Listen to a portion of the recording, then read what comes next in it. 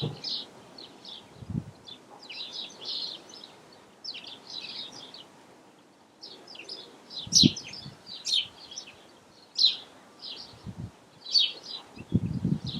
good morning, welcome back. Okay, part two, I've got the bearings, taper roller bearings as an upgrade, as I said. Now all I've got to do is fit them into the frame and onto the bottom yoke and rebuild everything. But before I can do that, I've got to strip the old ones out.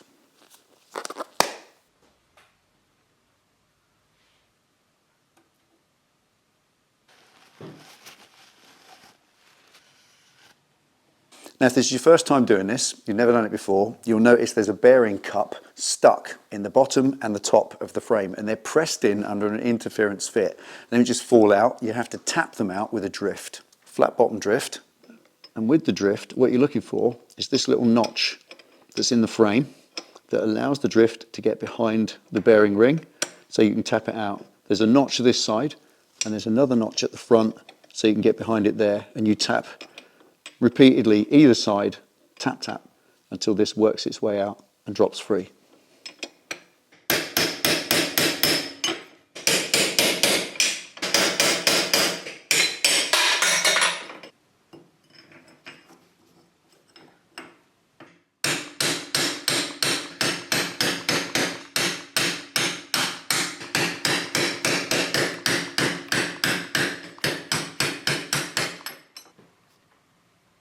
Right, now when I did the survey of this bike to check what jobs need doing to put on the list first, it wasn't immediately apparent that the headstock bearings needed doing. It wasn't that infamous notch in the middle. Certainly wasn't as bad as the swing arm bearings, but there definitely felt like there was a little bit of wear there, and I was keen to get right in there and find out just how bad it is. And now I've got the bearing out and it's in my hands. You roll that side to side, you can feel a definite grumbling on that, and that can only come from microscopic bits of corrosion on the ball bearings themselves. So these definitely need replacing. Happy with that.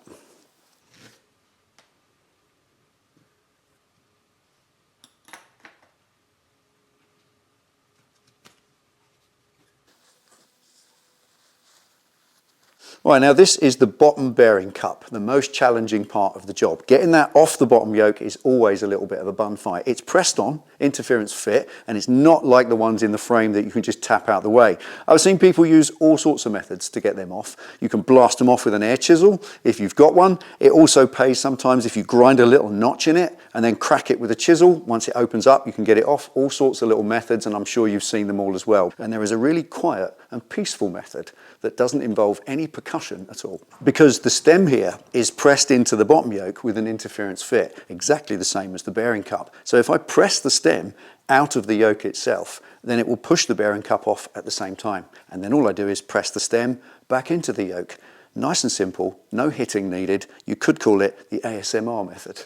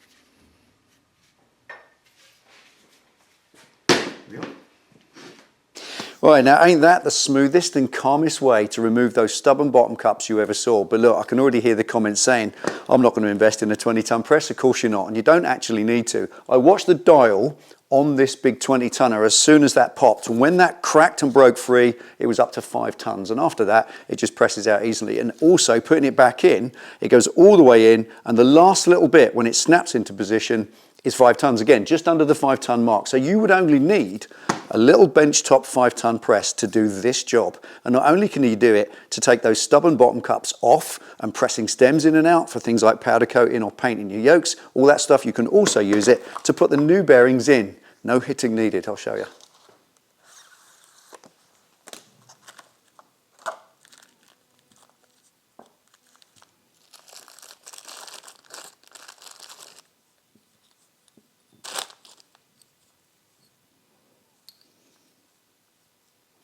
Right, this is the taper bearing that I'm going to put in place. I'm going to grease it up first properly, but just a note, this outer cage that holds all the rollers in place, it's quite soft sheet metal and it's curved over the top of this inner metal ring.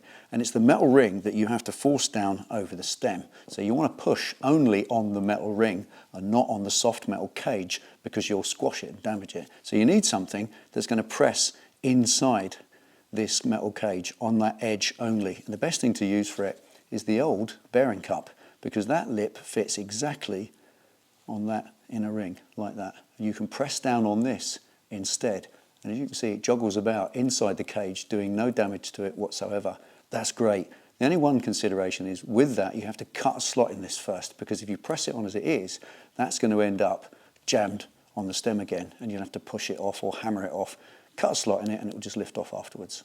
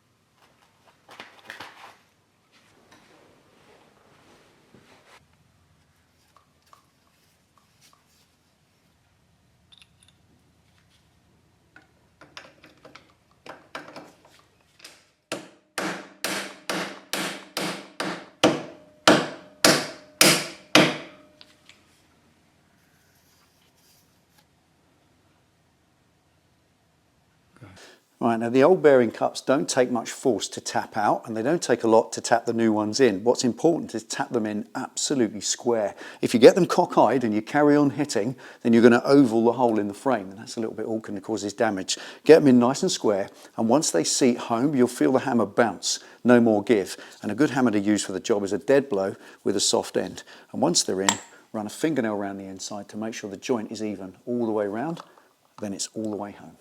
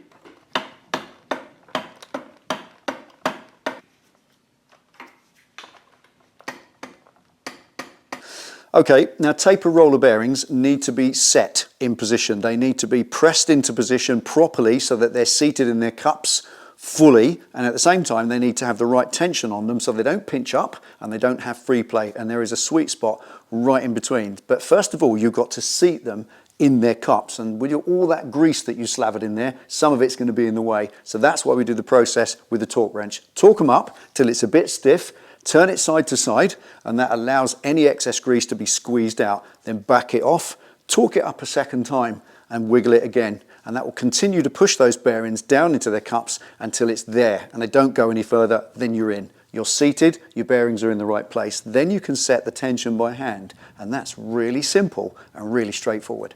Now with taper bearings, once they're fully seated, you cannot over tighten them. If you do that, the steering will go stiff, which is bad, and equally if they're not tight enough, there's free play, which is equally bad. So there is a Goldilocks zone, a perfect point where the taper bearings do their job. You get a glide left to right and no free play whatsoever. And the simple way to find that is by feel.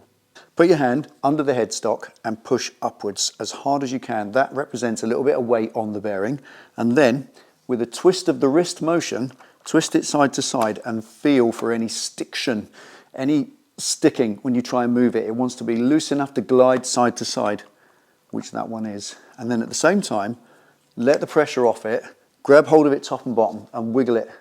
You're wiggling side to side looking for any free play. You know, any free play whatsoever, absolutely none. And then check again, and that's what you're looking for. Nice glide side to side, and no free play. And the amount of twist on the collar between too tight and too loose is probably 1/8 of a turn. And all you need to do is back it off a bit. If you feel a tiny bit of play, come in a bit until it goes a tiny bit stiff, back off halfway, you've set it perfectly where it needs to be.